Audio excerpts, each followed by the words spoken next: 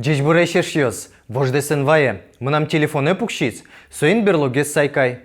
Коня час. Урок мескуц конони. Пукшис, сайкай. Глаголы прошедшего времени.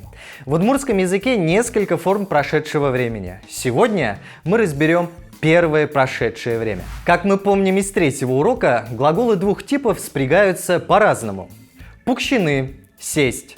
Глагол первого спряжения, потому что его инфинитив оканчивается на суффикс «ины».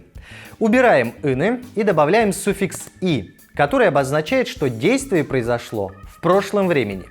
И далее добавляем суффиксы, которые указывают на то, какое лицо совершило действие. Итак, мон – пукши, тон – пукшид, со – пукшис, ми – пукшимы, ты – пукшиды, соос – пукшизы. Тужу мой. Мы использовали суффикс «и», потому что перед «ины» стояла мягкая согласная «щ». Если перед «ины» стоит твердая согласная, нам потребуется суффикс «и» с точками. Сайканы – проснуться. Это глагол второго спряжения, поскольку инфинитив оканчивается на суффикс «ны», а перед ним гласная «а». Итак, убираем «ны». К основе глагола в первом лице единственного числа добавляем суффикс «и» краткое. Мон – сайкай.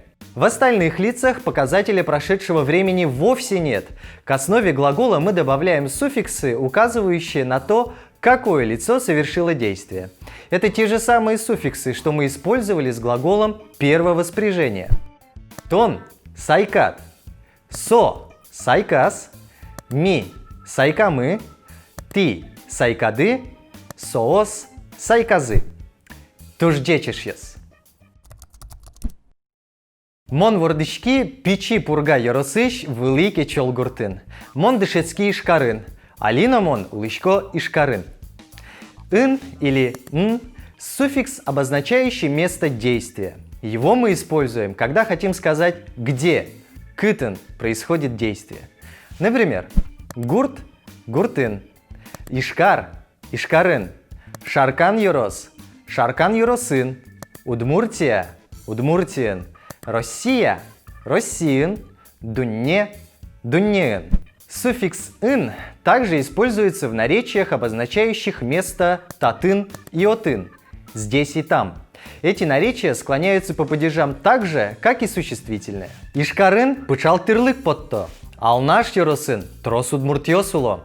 Шаркан юросыш быгы гуртын, щион юлы сижем бык-бык фестиваль орче. Яр юросын Флор Васильев Кылбурчи ворцкис. Сарапулын Башенин купецлен даче ссыле. А если хотите узнать, что еще интересного есть в Удмуртии, советую посмотреть travel-блог Супер Удмуртия. Удмуртиен тростун сыкоес. Ссылку вы найдете в описании. Мы уже знаем, что в удмуртском языке 15 падежей, из них 7 местные. Давайте рассмотрим некоторые из них. Местный падеж отвечает на вопрос «кытын» – «где?». О нем мы уже говорили на этом уроке. Входный падеж отвечает на вопрос «кытче» – «куда?». Он обозначает место, куда направляется действие. Урам – ураме, бусы – бусые, гурт – гурте, нюлес – нюлескы, корка – корка, татын – татчи, отын – отчи. Чтобы образовать входный падеж, нам нужен суффикс «е» или «э». Мы используем после твердых согласных «дезлнст», а также после гласной «у». Во всех остальных случаях употребляется суффикс «е». Как вы заметили, слова «корка» и «нюлес» являются исключениями, и их формы во всех местных падежах, кроме предельного, будут немного отличаться. Исходный падеж отвечает на вопрос «кытыш» – «откуда?», «из чего?». Он обозначает место, откуда исходит действие. Чтобы образовать исходный падеж, нам нужен суффикс «ыш». Урам – урамыш, нюлес – нюлескыш, корка – коркаш, татын – татыш, отын – отыш. Мон урамыш пыри. Удмурт гимназии шпиналюс умой дышецко. Малыкешоно монсосты ачим дышетишко. Отдалительный падеж отвечает на вопрос «кытыщен» – откуда, от какого места. Отдалительный падеж обозначает место, служащее исходным пунктом действия. Чтобы образовать отдалительный падеж, нам нужен суффикс «ищен». Урам – урамыщен, нюлес – нюлескыщен, корка – коркащен, татын – татыщен, отын – отыщен. Исходные и отдалительные падежи легко спутать. Давайте разберем разницу на примере. Мон пыри урамыщ. Я зашел с улицы. Это исходный падеж. Мимыным Пушкинской урамыщен. Мы пошли от улицы Пушкинской. То есть мы начали движение с улицы Пушкинской. Это отдалительный падеж. Переходный падеж отвечает на вопрос «кыты». По какому месту? Почему? Он обозначает место, по которому или через которое происходит движение.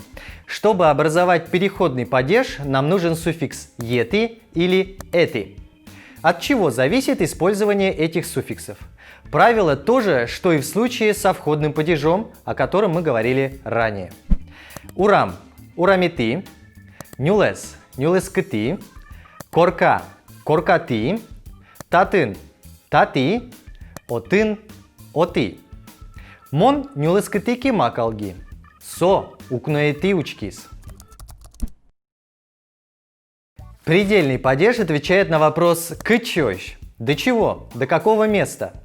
Чтобы образовать предельный падеж, нам требуется суффикс «ощ» или «ёщ».